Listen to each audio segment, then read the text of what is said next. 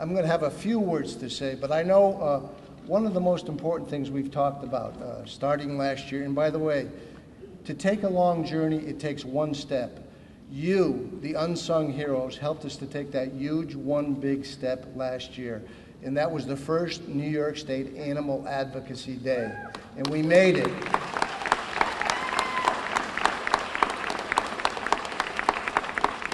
And now the numbers are bigger and better. My colleagues, as you see their pictures with their lovely animals, are working hard. They're innovative, they're developing legislation, and they know, as we all do, we can walk and chew gum at the same time. I have to laugh at people who come up to me and say, why are you working so hard on animal issues? Then I realize we really aren't working hard on animal issues because we've done so many important things this year. Passed the second on-time budget, DNA legislation. We passed the I-Stop just the other day in terms of medication and protecting what the doctors hand out, and some very important pieces of legislation. But my colleagues know that we can work together to protect our companion pets, those who give us unconditional love, all of our animals. But the real unsung heroes, the real people who are making this happen are the shelters, the rescues, those of you who are sitting here, animal advocates, all of you who are standing up for our animals.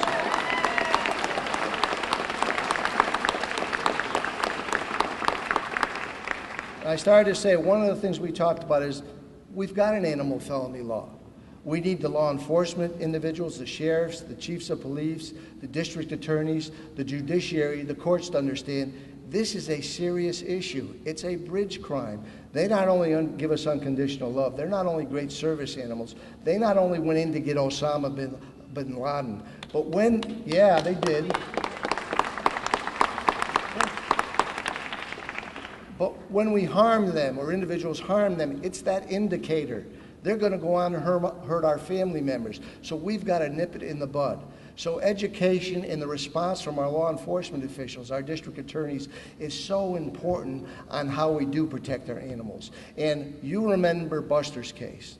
And Ms. Bonesteel, the family member, the mother of Buster is here. Where is she? Raise your hand. All right, yeah.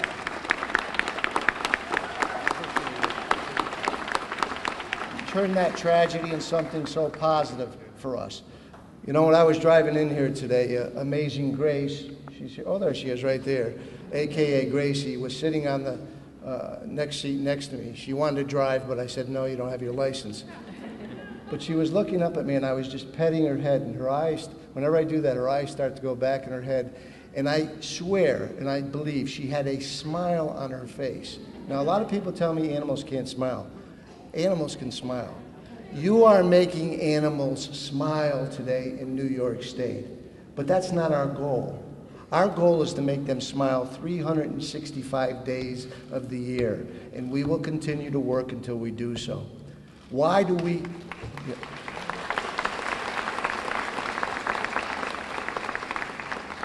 Very quickly, why do we love Animal Advocacy Day and our animals? Unconditional love, first of all. But raise your hand if you're a paid lobbyist here today. All you paid lobbyists.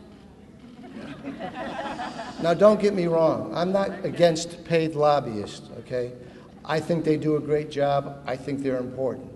But you're here for one reason and one reason only.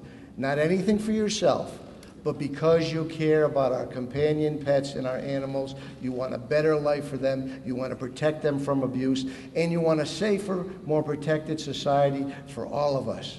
And here's the third thing.